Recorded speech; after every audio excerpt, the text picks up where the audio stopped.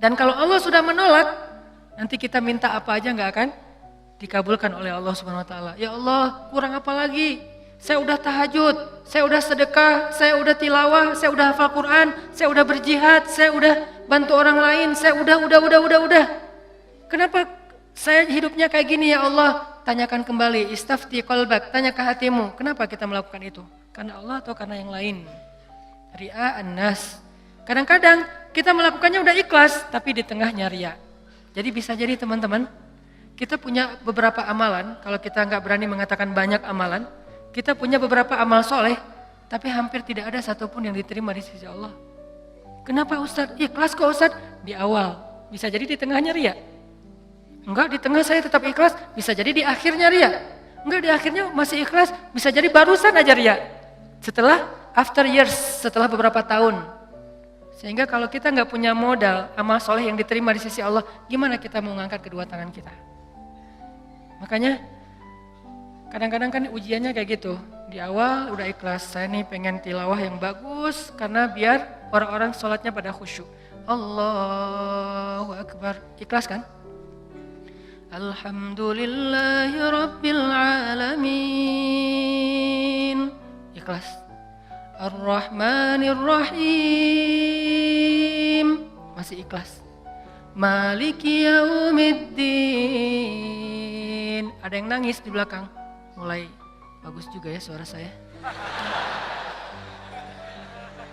Habis tuh. Teman-teman pikir imam dengan bacaan yang bagus berarti pahalanya lebih banyak dari teman-teman? Belum tentu. Bisa jadi makmumnya dapat untung dari bacaan yang bagus karena dia khusyuk, dia bisa nangis, dia bisa nyaman.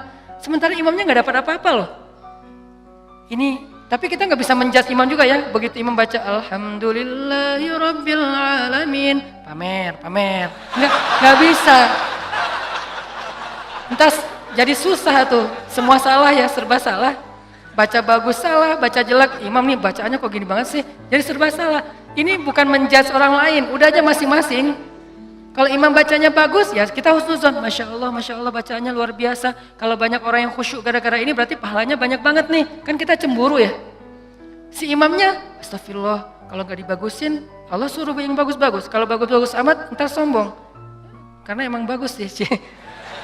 Itu habis tuh. Aduh, ngeri banget teman-teman. Di tengah masih ikhlas, nggak kegoda. Kan riya itu kan bukan maunya kita ya. Riya itu kan wasawisus syaitan, yuwaswisu fi sudurin nas. Dia yang mengebisikin, tapi di akhir selesai datang. Alhamdulillah Ustadz, sambil gini, ada tisu nggak? Saya baru pertama nangis dalam sholat, suara Ustadz luar biasa. Bapak nggak pernah dengar di YouTube saya. Sombong, ya. Bapak nggak baru kenal saya. Gitu, atau bukan karena pujian orang lain teman-teman, karena diremehin sama orang lain. Pernah diremehin orang terus jadi riya? Saya pernah ngisi di beberapa masjid agung. Ada kan kalau di daerah-daerah tuh kalau saya ngisi kadang-kadang panitia mintanya di masjid agung. Kan DKM Masjid Agung rata-rata nggak main Instagram ya. Mereka nontonnya TV. Jadi karena saya qadarullah nggak pernah masuk TV, nggak kenal. Ini Ustadz siapa sih? Ada nggak di Damai Indonesiaku? Nggak ada. Oh biasa aja. Karena saya nggak pernah masuk TV, akhirnya beliau nggak kenal kan, bukan yang pemain sosmed. Dan dari situ mulai ada ngeremehin. Panitia nawarin tempat, mereka bilang, udah biasa aja lah, nggak usah terlalu heboh. Paling juga jamaahnya nggak setengah masjid katanya. Saya dikasih tahu sama panitia, Ustadz, ini DKM-nya kayak gitu ngomongnya. Oh, kita lihat aja nanti. Mulai kan, riya nih. Terus saya datang, ternyata alhamdulillah qadarullah Allah yang melangkahkan kaki-kaki mereka rame nih sampai pelataran masjid. Pas rame, DKM-nya bingung. Ini Ustadz siapa sih kok bisa rame gini yang datang? Saya, ya sih. Riya nih. Mulai yuwaswis, was-wasa. Jadi perang batin banget teman-teman sama setan. Bukan maunya saya, setan yang kayak gitu. Kita cuma punya dua pilihan, mengaminkan atau menolak. Kalau kita mengatakan iya sih, berarti kita membenarkan kata-kata setan di dalam hati, riya, sombong. Atau kita mengatakan astagfirullah, nggak mau kegoda gitu. Pas waktunya sholat maghrib, panitia biasa, panitia kan kenal pastinya ya. Ustadz dorong-dorong saya gitu kan. DKM nggak ngedorong. Kan kepancing. Kenapa DKM nggak dorong? Ngelihat penampilan saya dari ujung rambut sampai ujung kaki kayak kurang meyakinkan gitu. Nih Ustadz bisa ngaji nggak sih? Ngelihat ujung kupluk, di tengah kaos atau pakai kemeja, bawah celana jeans biasa. Ini bisa ngaji nggak ya? Akhirnya DKM kayak ragu-ragu gitu mau dorong saya jadi imam. Dalam hati 5 menit lagi dengerin aja nanti. Wah, UASWIS luar biasa. Karena didorong-dorong terus sama penitia, ya udah deh, saya mau ya, kalian yang dorong kan, dorong lagi dong, didorong ya. Udah aja jadi imam, ngimamin, karena tadi diremehin sama DKM, kepancing dong, wah Ar-Rahman nih, gua keluarin sekalian, Kenapa ngeluarin Ar-Rahman? Favorit, kartu as lah. Kan DKM-nya kayak ragu-ragu gitu, sampai saya bilang, soft dirapatkan, diluruskan, saya nggak mau pakai bahasa Arab. Walaupun nggak bisa, soft diluruskan dan dirapatkan gitu. Terus DKM-nya masih gini-gini, ragu-ragu gitu. Dalam hati saya, ya bentar lagi, tenang aja. Wah, balik arah, Allahu Akbar. Itu udah nggak benar lagi sholatnya tuh. Itu dirasain banget. Itu udah nggak benar lagi sholatnya. Allahu Akbar. Begitu selesai Al-Fatihah, gimana Pak? Udah dengar? Terus masuk Ar-Rahman, serak pula, aduh, serak, suaranya hilang, segala macam, aduh itu nyesel banget tuh, nggak bisa show off ya. Kalau pas lagi dapat, mic-nya bagus, sampai menggemanya tuh sekilo gitu ya. Itu kan enak banget ya, buat seorang vokal, mic itu kayak floor buat anak skate kan, jadi bisa ngetrik banget kalau floornya dapat kan. Jadi buat saya tuh kalau mic-nya pas dapat, wah ini bisa semua trik dikeluarin nih. Fabi ayyi ala'i rabbikuma tukadziban. Udah Ar-Rahman aja yang biasanya dibagi 4, sekarang 1 rakaat Ar-Rahman, rakaat kedua Al-Muluk. Kenapa? Biar sekalian didengerin. Nih Ar-Rahman ya, gini cara bacanya. Aduh, habis. Selesai sholat, kan balik arah gitu kan, mau zikir kan, balik arah bukan pura-pura zikir sih, sambil zikir ngelihat ke arah si bapak, kira-kira gimana ekspresinya sekarang. Itu teman-teman berat, kadang-kadang bukan karena kita pengen dipuji orang, tapi kita nggak rela diremehin orang, itu yang bikin kita riak kan. Bukan karena kita pengen dielu-elukan, dipuji, dapat banyak like, dipuja-puja, bukan itu kita masih kadang-kadang bisa ngerem. Tapi kita nggak sanggup bertahan, nggak bisa sabar kalau diremehin orang. Akhirnya kita bocorin juga kebaikan kita. Habis. Diremehin suami, diremehin pasangan, diremehin orang tua, diremehin mertua, diremehin teman-teman, segala macam. Diremehin tetangga. Kita bukan pengen dipuji dan dipuja oleh orang lain. Tapi kita nggak tahan kalau diremehin. Keluar juga tuh. Siapa yang selama ini yang melakukan ini? Siapa yang bantu kamu? Siapa? Keluar semua. Satu persatu yang kita sebutkan, satu persatu berguguran dan tidak ada nilainya di mata Allah SWT. Sabarkah kita ketika diremehkan oleh orang lain untuk tetap menjaga rahasia amal kita antara kita berdua aja dengan Allah?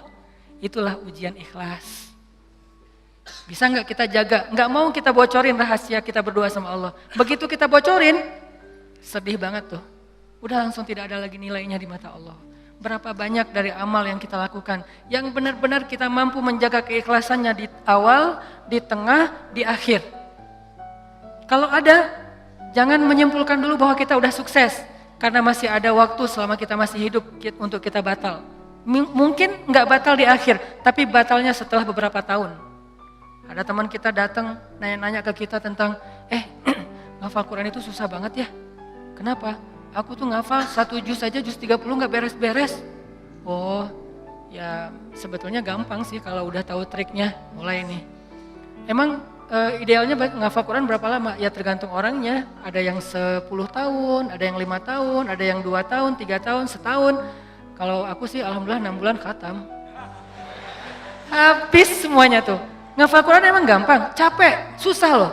Yang susah itu bukan ngafalnya, murojaahnya kan, ngejaga hafalan. Udah hafal 5 juz, biasanya baru kerasa capeknya tuh setelah 5 juz kata orang-orang yang hafal. Setelah 5 juz, mulai nih keteteran yang di belakang, balik lagi ke depan, hilang lagi yang di belakang, balik lagi. Kayak gitu ngafal Quran saking capeknya tuh sampai orang yang banyak putus asa. Udah setelah perjuangan, effort yang luar biasa, hilang hanya gara-gara kalimat cuman 5 menit aja, habis semuanya teman-teman. Rugi banget kan? Jadi jangan dulu menyimpulkan bahwa kita tuh udah pasti soleh, udah pasti istimewa, udah suci banget. Hanya gara-gara kita punya amalan soleh lebih banyak dari teman kita. Mungkin dia amalnya biasa-biasa aja, tapi dia karena biasa-biasa gak bisa ngeriain kan. Hafal 30 juz dengan hafal Al-Ikhlas. Kira-kira mana yang pantas diriakan? 30 juz dong, Al-Ikhlas gak mungkin riak. Gimana kita mau riak? Gua udah hafal loh, apa? Al-Ikhlas. Apa yang mau diriain Al-Ikhlas? Yang ada Al-Ikhlas itu surat pelampiasan. Kalau udah mentok Al-Ikhlas. Sawa'un 'alaihim a'anzartahum. Perasaan tadi sebelum sholat lancar. A'anzartahum qul huwallahu ahad. Biasanya gitu kan? Mentok-mentoknya Al-Ikhlas. Kenapa? Cuman Al-Ikhlas yang kita paling ikhlas. Kenapa tadi kok bacanya yang susah-susah? Pengen dong sesekali orang tahu kalau hafalan saya udah nambah kan gitu ya. Pengen dong orang tahu, kayak kadang-kadang kan kita suka pengen melakukan sesuatu yang orang lain gak bisa lakukan. Membaca surat yang orang lain gak hafal surat itu jarang. Kalau Al-Ikhlas, Al-Falaq, An-Nas, Al-Kafirun masih oke lah. Karena Al-Kafirun suratnya agak susah kan. Banyak orang yang terjebak, la abudu ma ta'budun wala antum abiduna ma abud. Kapan selesainya nih? Muter aja di situ Al-Kafirun teh. Nah, kalau Al-Ikhlas kan jarang yang terjebak. Kalau Al-Ikhlas juga sampai salah, ini nih ngeri banget nih. Jadi mungkin jangan ngeremehin dulu teman-teman. Ada teman kita yang hafalnya, kamu hafal surat apa? Enggak, cuma dikit dari At-Takatsur sampai An-Nas doang. Itu juga gara-gara modal sholat taraweh. Karena dia taraweh selalu dengar itu kan, di taraweh suka dengar ayat itu ya, akhirnya kehafal sendiri. Dia nggak pernah sombong, dia nggak pernah riak karena hafalannya sedikit. Kita yang 30 juz, segitu doang, kemana aja loh? Habis 30 juz. Jadi yang hebatnya itu bukan berapa banyak amalannya teman-teman, tapi seberapa kuat dia menjaga keikhlasannya di awal, di tengah, di akhir, dan setelah beberapa lama. Jadi jangan menyimpulkan dulu. Fala tuzakku anfusakum huwa a'lamu bimanittaqo. Jangan kalian menganggap diri kalian udah pasti soleh, pasti istimewa, pasti baik, karena Allah lah yang paling tahu siapa yang paling bertakwa. Maksudnya siapa yang paling ikhlas, karena at-taqwa hahuna. Belum lagi nanti ada orang kadang-kadang saya pernah di sebuah masjid, kita ngadain acara tabligh akbar, terus masjidnya rame, anak-anak mudanya penuh sampai ke depan masjid. Setelah selesai acara tabligh akbar kan suka ngobrol-ngobrol gitu kan sama DKM di ruang DKM. Ada salah satu sesepuh masjid ngobrol sama saya, dan waktu itu saya juga sedih. Kenapa saya ladeni gitu, harusnya saya pergi aja biar menjaga amal beliau kan. Beliau cerita, Ustadz, alhamdulillah ya sekarang masjidnya rame, ini perjuangannya gak mudah loh Ustadz. Dulu dari awal nih, ketika kita pembebasan lahan masjid ini aja, udah konflik, sengketa dengan beberapa tetangga. Akhirnya saya perjuangkan Ustadz dari awal, sampai bisa pembebasan lahan. Kemudian kita bangun masjid ini dengan gotong royong luar biasa, fundingnya itu susah banget Ustadz. 5 tahun baru beres masjid ini Ustadz. Udah gitu saya yang bikin yayasan masjid ini, sampai ADRT-nya tuh saya yang bikin Ustadz. Satu persatu beliau sebutkan perjuangannya, jasa-jasanya, jerih payahnya, effortnya, dan segala macam pengorbanannya, sampai akhirnya masjid ini rampung. Sekarang dipakai banyak orang sholat, sekarang udah gampang. DKM sekarang tuh gampang, nggak seperti awal-awal dulu. Kalau beliau sadar itu semuanya habis gara-gara beliau. Tapi kan kita nggak bisa menjudge ya. Kalau beliau menceritakan itu untuk motivasi, oke. Tapi kalau beliau menceritakan itu untuk ria, dihargai, diakui, kalau hanya pengen dapat pengakuan, pengen diaku oleh orang lain, habislah semua pahala yang sudah beliau usahakan sekian tahun. Harusnya kalau beliau ikhlas, satu orang yang datang ke masjid untuk ikut acara tabligh akbar, sholat berjamaah, taubat, sadar, zikir, ibadah, beliau dapat pahala. Kebayang nggak kalau ada 5.000, 10.000 anak muda yang datang untuk ikut acara di situ? Pahala beliau banyak banget, tapi hilang hanya dengan 5 menit berbicara. Jaga lisan. Faliyakul khairan aw liyasmut. Mending diam aja deh. Sebegitu gampangnya hilang amal-amal kita gara-gara tidak mampu menjaga keikhlasan kita, teman-teman. Makanya wa innama likulli imri'in manawa itu gampang banget tergelincir. Itu halus banget, lebih halus daripada suara langkah-langkah semut. Halus banget. Sampai kadang-kadang kita juga terjebak di situ. Makanya di zaman Nabi itu kan ada cerita seorang sahabat Ansor yang tidak terkenal ibadah-ibadahnya, tapi Nabi bilang huwa min ahlil jannah, dia itu ahli surga. Apa kelebihan dia? Apa ibadah dia? Ibadah dia itu ibadah batin. Ketika dikepoin sama beberapa orang sahabat, sama seorang sahabat, kalau nggak salah Abdullah bin Amr bin As, dia kepo datang ke rumahnya. Ternyata rahasianya bukan ahli tahajud, bukan ahli sedekah, bukan ahli tilawah, bukan ahli kebaikan-kebaikan yang zahir. Dia kalau ngelakuin amalan yang zahir, yang standar-standar aja lah, yang wajib, yang kalau ditinggalkan pasti dosa, sholat pasti, cuman nggak ada yang lebih, biasa-biasa aja. Terus yang bikin dia istimewa, ternyata ibadah batin. Apa ibadah batin dia? Dia bilang, saya tidak pernah dengki kepada orang lain. Kalau ada orang yang dapat nikmat, saya orang pertama yang bahagia. Kalau ada orang yang dapat musibah, saya yang paling sedih. Kalau ada yang orang berbuat salah, saya langsung mendoakan dan memaafkan dia. Inilah ibadah batin dia, teman-teman. Makanya selain kita fokus memperbaiki ibadah zahir kita, sholat kita, cara takbir kita, cara semua ruku sujud kita, perbaiki juga ibadah batin kita. Karena kalau sampai ini rusak, yang lain sempurna, batal. Tapi kalau ini benar, yang lain cacat-cacat dikit karena kita mungkin punya kekurangan, Allah yang akan perbaiki. Jadi ini teman-teman tentang pentingnya belajar ikhlas. Dan ikhlas ini termasuk salah satu di antara ibadah juga. Jadi sekedar ikhlas saja itu udah ibadah. Sekedar niat aja itu udah ibadah. Belum melakukan udah jadi ibadah.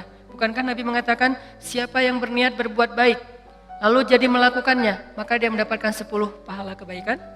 Kalau dia berniat berbuat baik, tidak jadi melakukannya, maka dia mendapatkan 1 pahala kebaikan.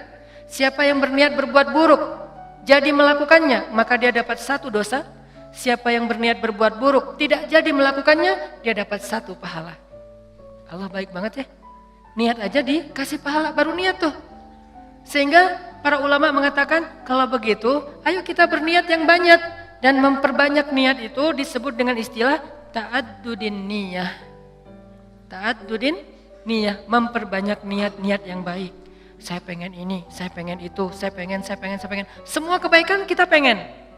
Maka pengen aja udah jadi pahala kebaikan yang utuh. Insya Allah tahun depan saya pengen umroh. Azam, niat yang kuat. Ya Allah kasih saya rezeki, saya pengen umroh. Udah nabung, ternyata gak cukup. Maka tahun itu Allah catat kita sudah melakukan ibadah umroh sempurna. Dan bisa jadi lebih sempurna daripada orang yang melakukannya secara fisik. Kenapa? Orang yang melakukannya secara fisik masih ada ujian riya.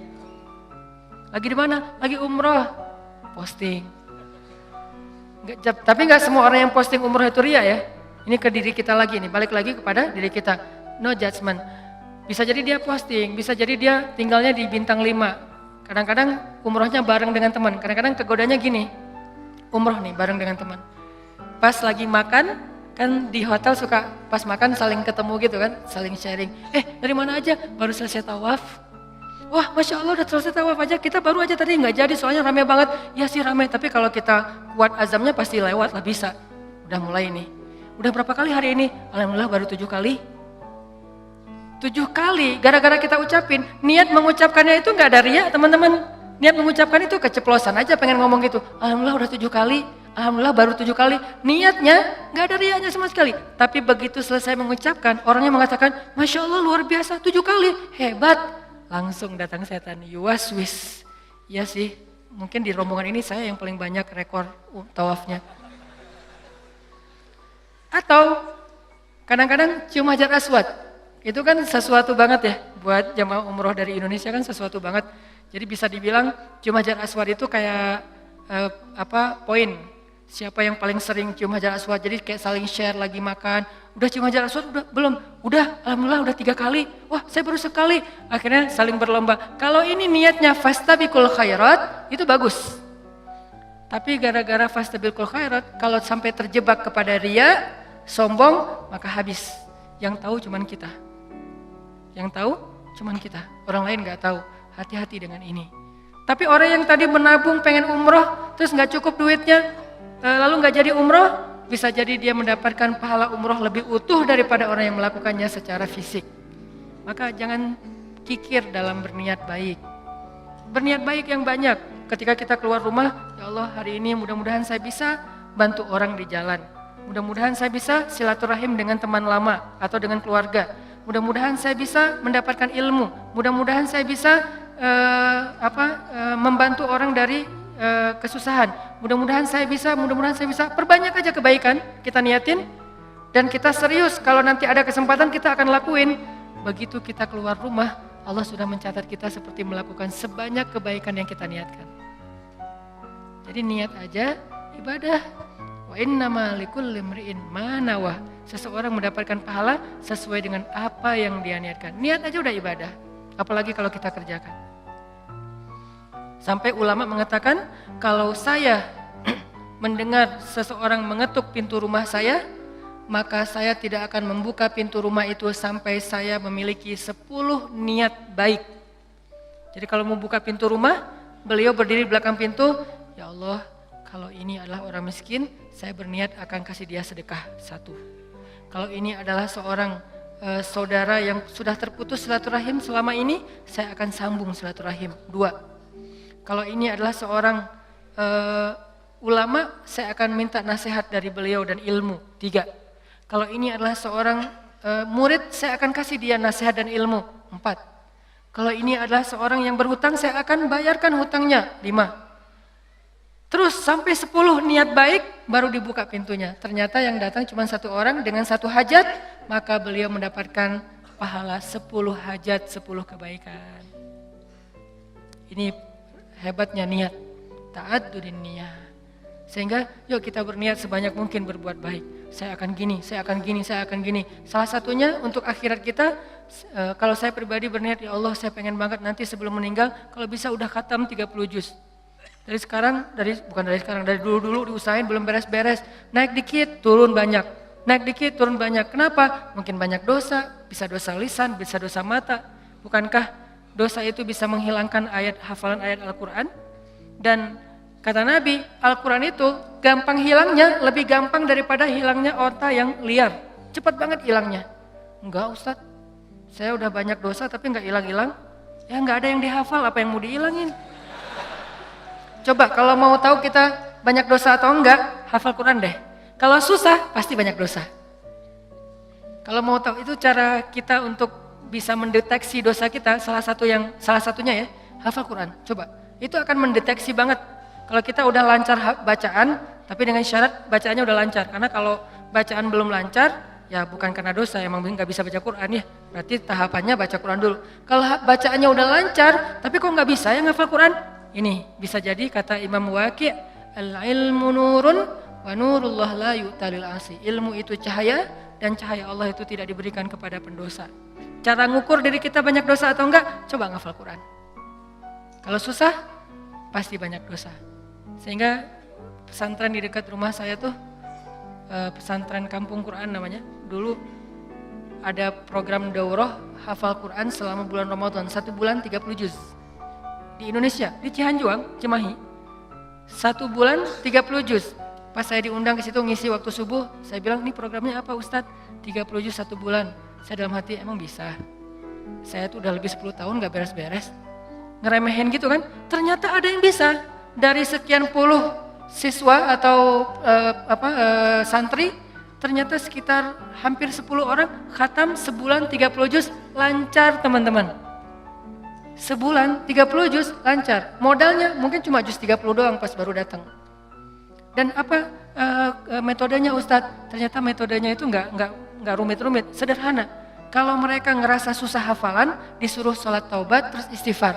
Itu doang. Kalau ya Allah kok susah banget ya? Kan kadang-kadang ada halaman yang mudah, ada halaman yang susah ya. Yang biasanya kalau lagi enak tuh moodnya dapat, bisa sekali duduk 2 lembar langsung hafal dan lancar. Kalau lagi nggak dapat, 1 ayat aja nggak beres-beres. Nah, kata ustadznya, kalau kejadian kayak gitu, coba wudu, sholat taubat, minta ampun sama Allah, istighfar, coba hafal lagi. Pasti mudah. Dan itu terbukti. Ternyata kayak gitu caranya. Cuman ya butuh istiqomah juga. Jadi teman-teman, perbanyak niat yang baik. Niat apa aja, termasuk saya nanti kalau udah punya rezeki, udah punya usaha sendiri, saya pengen punya panti asuhan 1000 anak yatim. Tapi niatnya yang kuat ya. Kalau ternyata itu baru terwujud setelah 20 tahun, la tahzan, nggak usah bersedih, nggak usah berkecil hati. Kenapa? Sejak kita berniat punya pesantren, punya panti asuhan 1000 anak yatim, walaupun terwujudnya setelah 20 tahun, pahalanya tuh dihitung dari awal berniat, bukan ketika terwujud. Keren kan niat tuh? Jadi pahalanya dihitung dari ketika kita berniat, bukan ketika itu terwujud. Kalau terwujud, dilipat gandakan 10 kali lipat. Sebelum terwujud, dihitung satu kebaikan yang utuh. Misalnya, saya dalam hati saya punya niat, saya nanti mau bikin camp pengungsi. Kalau kemarin yang saya datang sama teman-teman itu kan camp pengungsi Suriah yang ada di Turki. Yang artinya para pengungsi yang udah aman kondisinya. Kita coba bantu kecil-kecilan. Nah ini dikasih lagi tanah sama Erdogan, sama Turki, lewat menteri di niatnya, lewat Golden Future kita kerjasama di Aleppo perbatasan dengan Turki, di dalam Suriahnya. Yang nggak bisa nyebrang, yang nggak bisa ngungsi keluar negeri, maka ditampung di situ. Dikasih berapa hektar tanah, disuruh coba kalian bisa nggak bikin camp di situ. Saya punya niat, saya akan coba bareng-bareng dengan Golden Future harus punya camp di Aleppo bagian perbatasan Turki yang menampung minimal 100.000 pengungsi Suriah. Itu kan niatnya? Kapan terwujud? Allahu alam. Yang penting saya ikhtiar aja dulu dari sekarang. Mulai membangun sosmed, saya harus banyak followers. Kenapa? Makin banyak followers, insya Allah funding untuk kemanusiaan lebih gampang. Terus juga membangun jaringan beberapa tempat di seluruh Indonesia supaya kita kerja bareng-bareng untuk selain kemanusiaan di Suriah, kemanusiaan juga di Indonesia, bikin kegiatan-kegiatan dakwah anak muda. Tapi salah satu target goals saya itu adalah bisa ngebantu korban-korban perang, bukan membantu perang, membantu korban perang. Kalau membantu korban perang kita datangnya bawa roti, bawa gandum, bawa obat-obatan. Kalau membantu perang kan bawa senjata ya, dan saya megang senjata juga belum pernah. Nah, niatnya 100.000 pengungsi di camp di dalam Suriah untuk membantu mereka. Kapan terwujud? Sebutlah 10 tahun lagi baru terwujud. Saya apakah baru dapat pahala setelah 10 tahun? Enggak. Dari sejak awal saya berniat, kalau saya mampu ikhlas, maka saya mendapatkan pahala yang sama. Berarti setiap hari itu saya kayak ngasih makan 100.000 pengungsi Suriah di Aleppo. Setiap hari. Keren kan niat tuh? Kenapa kita nggak melakukan hal yang sama? Kenapa kita nggak berniat aja kayak gitu? Saya akan ikut juga dengan program Ustadz Hanan. Walaupun sekarang saya belum bisa support dana, tapi insya Allah kalau saya ada dana nanti saya pasti akan ikut nyumbang. Saya juga akan funding dengan teman-teman saya. Niatin aja. Dengan niat aja, kita udah ngasih makan anak yatim di Suriah itu 100.000 orang daily, setiap hari. Wa innama likulli imri'in ma nawa. Kenapa kita nggak berniat yang banyak kebaikan-kebaikan? Kenapa kita kikir dalam niat? Belum lagi nanti kita niatkan yang lain-lain. Saya punya niat misalnya pengen banget dengan kita mendakwahi anak-anak muda, dengan kita bikin sebuah gerakan anak muda, suatu saat dari mereka lahir seorang pemimpin yang saya sering ulang-ulang, yang hafiz Al-Quran, yang takut kepada Allah, yang ngimamin kita sholat di Masjid Istiqlal, dan yang muazzinnya adalah wakil presiden, yang imamnya presiden. Kalau itu terwujud, lalu makmumnya seluruh Indonesia, itu kan keren banget ya. Kalau belum terwujud, saya tetap dapat pahala niat itu kalau masih ikhlas. Berniatlah sebanyak mungkin, berniatlah seluas mungkin, jangan tanggung. Enggak kalau 100.000 kegedean, udah aja 10 orang. Kenapa tanggung-tanggung? Memangnya buat kita rugi kalau kita niat 100.000 orang kita kasih makan, udah aja niat. Tapi nggak mungkin tercapai. Siapa bilang nggak mungkin? Banyak hal yang sekarang saya alamin secara pribadi dan bersama teman-teman di Pemuda Hijrah, itu kejutan loh dari Allah. Dulu mungkin kita anggap itu mimpi. Mimpi bisa pergi ke camp Suriah yang ada di Turki. Mimpi bisa dakwah ke anak-anak, teman-teman anak-anak muda bisa bareng-bareng. Mimpi bisa ini, bisa itu, segala macam. Itu kayak mimpi. Tapi Allah wujudkan. Kenapa? Intasdukillah yasdukka. Kalau kamu jujur kepada Allah, Allah juga akan jujur kepada kamu. Ya Bani Israel, adhkuru ni'mati allati an'amtu alaikum wa awfu bi'ahdi ufi bi'ahdikum. Tunaikanlah janji kalian kepada aku, aku tunaikan janji aku kepada kalian. In tasdukillah yasdukka. Jujurlah kepada Allah, Allah jujur kepada kalian. Ihfazillah yahfazka. Jaga Allah, Allah jaga kalian. Fadhkuruni adzkurkum. Ingat aku ingat kalian. Selalu kayak gitu, kaidahnya sama. Walaupun redaksinya berubah-ubah.